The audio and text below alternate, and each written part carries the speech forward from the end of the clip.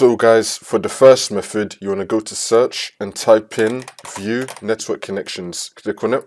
And then once you're on this, you want to find your network adapter, double click on it. And then click on properties. And then click on Internet Protocol version 4. Now once you're on this, you want to select obtain an IP address automatically. And now under it, you want to select obtain DNS server address automatically as well. So you want to keep this on the default options and then click on OK.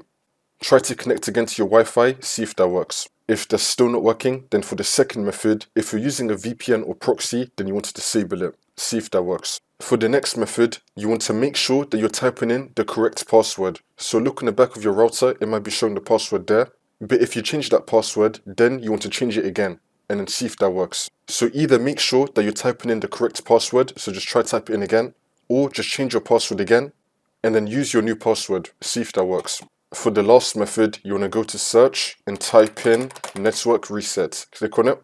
And then once you're on this, you want to click on reset now and then click on yes. It's now going to restart your computer in 5 minutes, or you can just do it yourself right now. And this should now fix your problem.